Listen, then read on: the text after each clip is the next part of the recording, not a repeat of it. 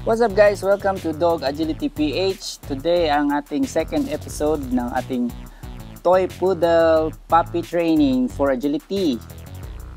Kung napanood nyo yung last episode natin at kung sinubaybayan nyo or sinundan nyo, by this time, kung naka 2 weeks or more na kayo doon sa drills natin na una, by this time mapapansin nyo na yung dog nyo ay talagang palagi na siyang nakatingin sa inyo, tsaka hindi na siya lumalayo sa inyo, at mahihirapan na kayong mag-training nung recall kasi hindi na siya lumalayo sa inyo. Kaya yan na yung sign na it's time to level up na doon sa training natin, no? So this time mag-introduce na tayo ng obstacle. Although very basic lang tayo muna. Yung barrier pass. Yung barrier pass kung saan yung maglagay tayo ng cone, yung training cone or yung traffic cone na gano'n. O kahit basurahan o paso ng halaman, yung pwede na yun. Basta yun lang, tapos ipapadaan nyo siya sa kabilang side. Tapos left side naman, ganun din. Kasi usually pag first time nung puppy, hindi siya dadaan doon sa other side nung barrier. Dito siya dadaan sa may paanan mo. Kaya yun yung nature. Kaya iti-train mo siya na doon sa dadaan doon sa kabilang side. Tapos ilulure mo lang siya, tapos re-reward mo. Ganun. Kabilang side din. Ganun. Ulit-ulit. Dito sa video na mapapanood nyo, makikita nyo na ginagawa natin yung barrier pass. Yung first na drill, isang barrier lang muna, isang cone lang muna. Tapos papadaanin niyo siya sa kabilang side, tapos reward. Ulit naman, kabilang side, reward.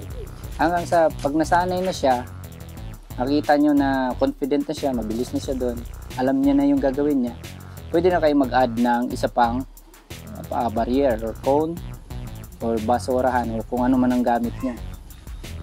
Subukan gawin mong dalawa na yung pass niya. Doon, reward. Tapos nagpila ulit. Ganun guys. No? Tapos pagdating naman doon sa recall, kailangan nyo na ng assistant. Kasi hindi na siya basta lumalayo sa inyo eh. Kailangan na siya ng assistant para hawakan yung puppy. Kagaya yung makikita nyo mamaya. Na hahawakan ko yung puppy, tapos tatawagin niya, tsaka i-delay ko yung pagbitaw. Titignan mo kung pupunta siya doon sa tatawag sa kanya, no? Tapos add ka ng distance, lalagay ka ng barrier or kaya itatalikod mo siya para di niya makita yung tumatawag sa kanya. Titingnan natin kung lalapit pa siya doon sa tumatawag sa kanya. Tapos dito makikita mo rin dito sa recall na ginagawa namin, medyo malayo ako doon sa misis ko na tatawag kay Kinky, no? Sinadyan talaga natin yun para ma-increase yung yung training ng recall niya, kasi kailangan mo ng mag-level up eh. Kasi kung ganun lang, hindi mo matry kung paano pag nasa malayo siya, di ba? So, kailangan ma-simulate yung nasa malayo siya. So, nilayo natin yung una, tapos pinatawag sa kanya. Binitawan ko after short delay. Takbo siya doon.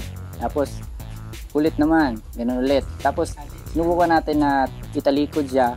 Hindi niya kita kung saan yung tumatawag sa kanya. Pero rinig niya, siyempre, no? Tapos, pag tingnan natin kung lalapit siya sa tumawag sa kanya. Then okay naman, lumapit naman yung puppy. Tapos ngayon nag-level up ulit tayo. Pumunta tayo sa other side ng bahay. Tapos yung hindi niya talaga makikita kung saan vision, kahit iharap mo pa siya, hindi niya makikita. So i-try natin. Ganon. Tapos ulit naman yung patalikod naman. Tawag siya. So, ganun lang ulit guys.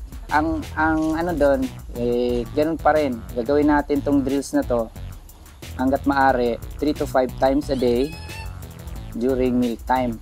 Tapos gawin natin siguro mga 1 week ulit or 2 weeks kung kaya pa. Consistency lang hanggang sa makikita mo naman yung puppy mo magiging ng confidence.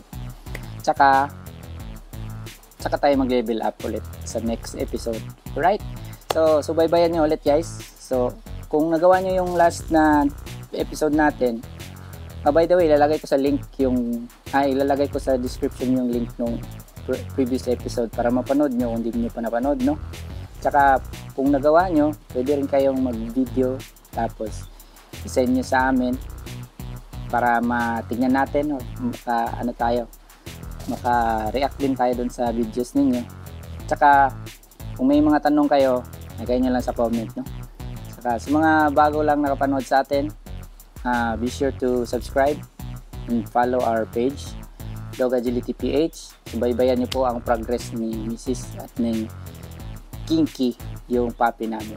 At before we go, no, disclaimer pala, hindi kami professional dog trainers. Kaya kung kaya namin matrain yung aso namin na gano'n, kahit hindi kami professional, ibig sabihin kayo rin, kaya nyo rin kung susundan nyo lang yung mga gagawin natin. Alright? So, until next time, be sure to like and subscribe. Share na rin kung trip nyo. Alright. Maraming salamat. Bye-bye.